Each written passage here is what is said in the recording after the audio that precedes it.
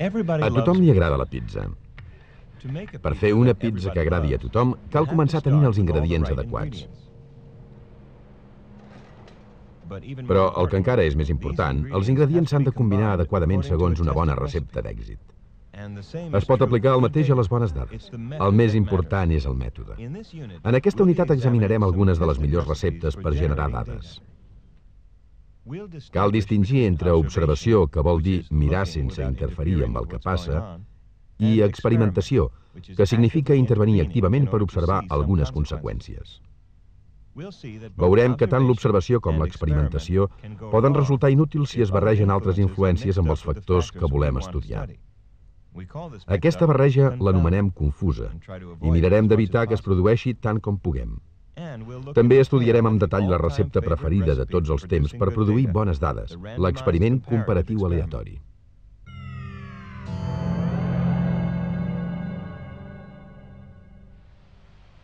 La tasca primordial d'un investigador és observar per entendre tant com sigui possible allò que li interessa mitjançant l'observació meticulosa. Per exemple, aquí les llagostes es comporten tal com farien normalment, però el que és normal per una llagosta pot resultar estrany per un ésser humà.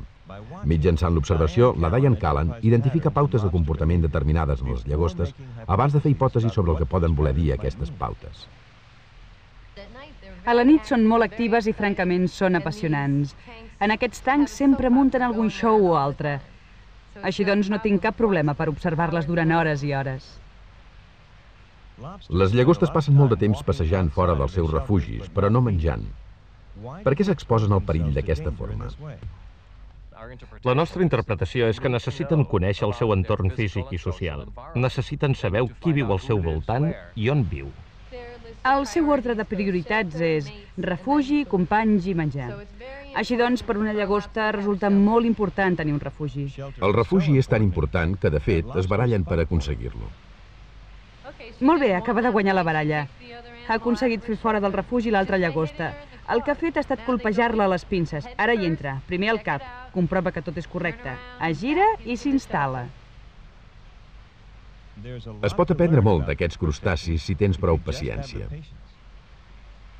Si t'asseus i et limites a observar-les sense pensar, et diran coses sobre les seves vides.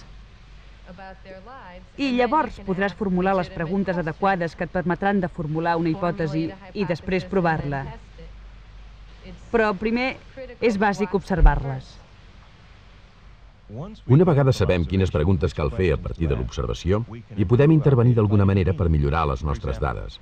Per exemple, l'observació ens mostra que les llagostes confien molt en l'agut sentit de l'olfacte que tenen. Per veure fins a quin punt funciona correctament aquest sentit sense visió, afegim colorant alimentari al tanc. Ara els investigadors continuen observant, però aquesta vegada comparen el comportament que tenen en aigua clara i aigua tèrbola. Estem portant a terme un experiment.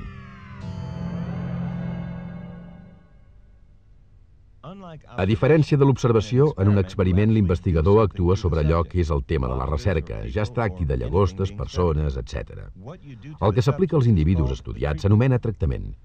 La finalitat d'un experiment és observar i mesurar l'efecte del tractament sobre els individus de l'estudi.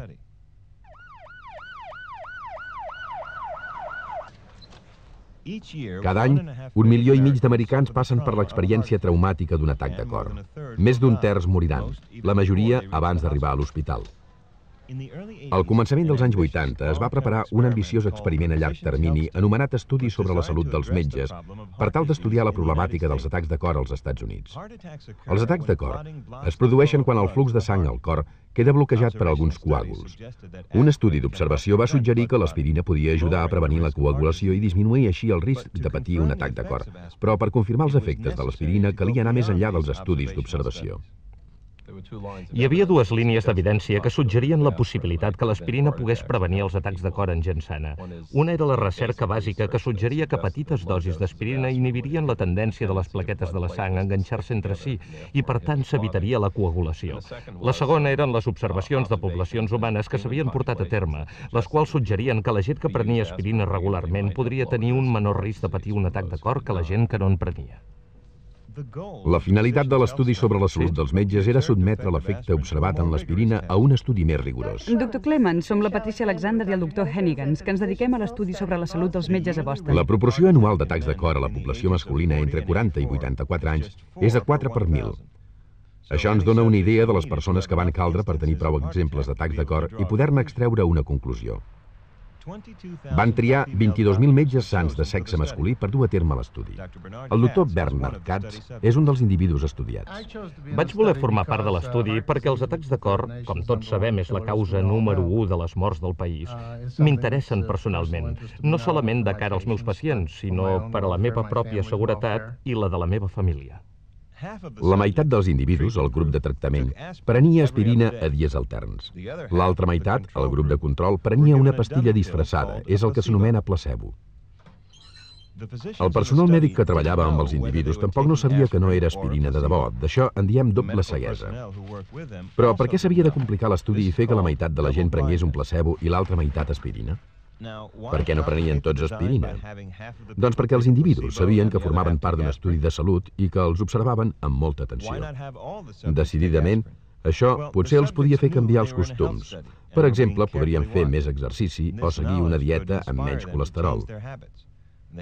Així doncs, si a la fi de l'estudi els individus patien menys atacs del que s'esperava, podia ser gràcies a l'aspirina, però també a altres factors que escapaven del control de l'investigador. És a dir, els efectes d'un canvi en el comportament de l'individu es podrien confondre o barrejar amb els efectes de l'aspirina. No hi hauria manera de dir que va contribuir més a reduir el nombre d'atacs de cor.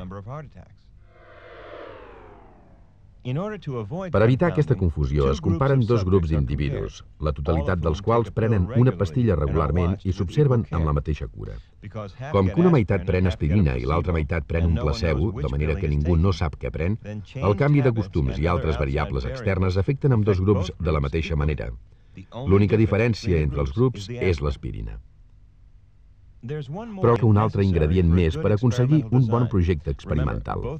Recordem que ambdós grups són tractats de forma idèntica, llevat del contingut de la pastilla que prenen. I què passaria si, per començar, els grups no fossin similars?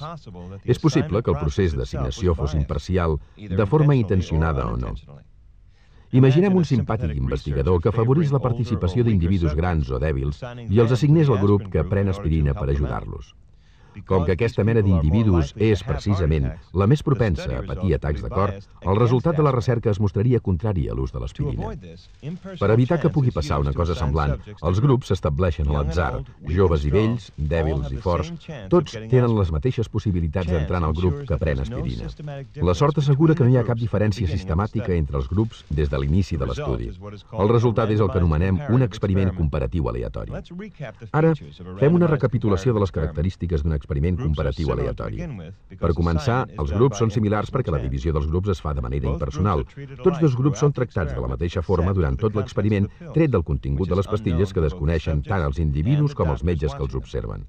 El disseny assegura que, malgrat les diferències existents entre els grups, el resultat final de l'estudi es podrà atribuir a l'efecte de l'aspirina.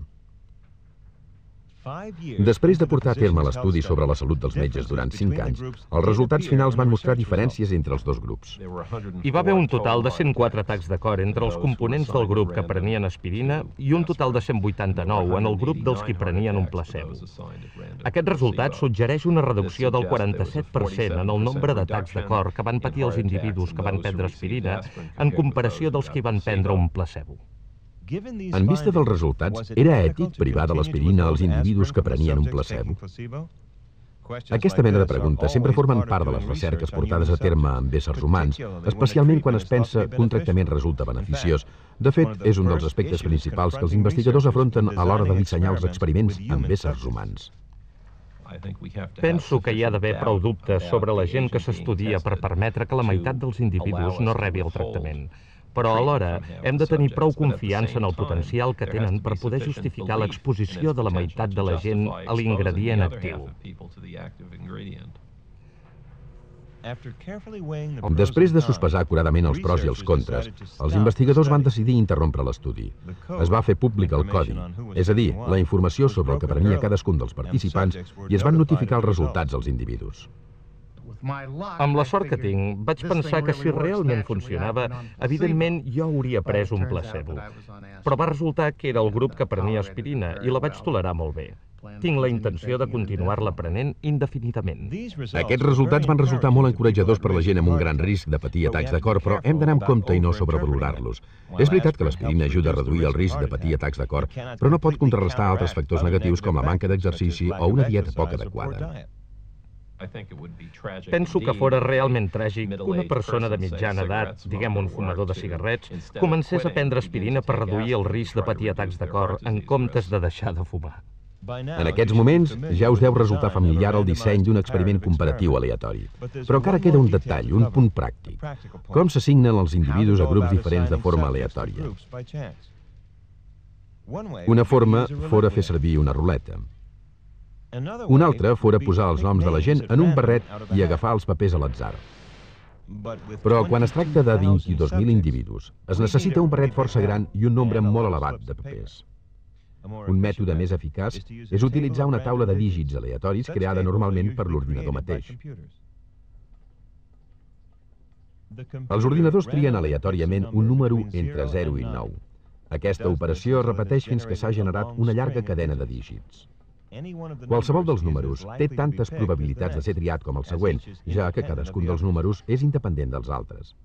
Aquesta taula es pot aplicar a les assignacions de grup aleatòries que calgui fer en qualsevol experiment. Il·lustrarem aquest principi a petita escala amb 14 individus. Primer, donem a cadascun dels individus una etiqueta numèrica tenint en compte que la xifra ha de tenir sempre la mateixa longitud. En aquest cas utilitzem etiquetes amb els dígits 01, 02, 03, etc. Després, llegim la taula de números aleatoris en grups de 2 dígits. Els primers 7 noms triats pertanyeran al grup de tractament, els 7 restants al grup de control.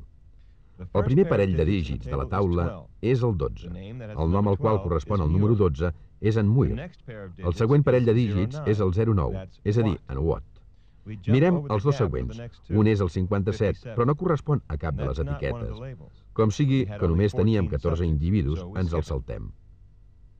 El 69 i el 41 tampoc no corresponen a les etiquetes, però sí el 14. Així doncs, en Riley queda dintre del grup de tractament. Continuem mirant els dígits fins que l'ordinador tria 7 persones per al grup de tractament. Ja veieu el mètode. Com que els dígits de la taula s'han agafat aleatòriament, també s'han agafat a l'atzar els individus que hi corresponen. L'assignació aleatòria és una característica bàsica a l'hora de dissenyar un experiment com l'estudi sobre la salut dels metges. Els individus es van assignar de manera aleatòria als grups de l'aspirina o al de control, de manera que els grups fossin tan similars com faria l'atzar. Després es van comparar amb 2 grups. Tots 2 eren molt semblants, llevat que els individus d'un grup prenien aspirina i els de l'altre un placebo. Ni els investigadors ni els individus sabien qui rebia el tractament ni qui prenia el placebo. A més, la mostra recollida, 22.000 individus, era prou gran per garantir que es podria observar una diferència fiable en la taxa d'atacs de cor registrada a cadascun dels grups. Això és molt important en tots els experiments. La mostra ha de ser prou gran per permetre que les diferències es produeixin prou vegades i puguin esdevenir una evidència convincent.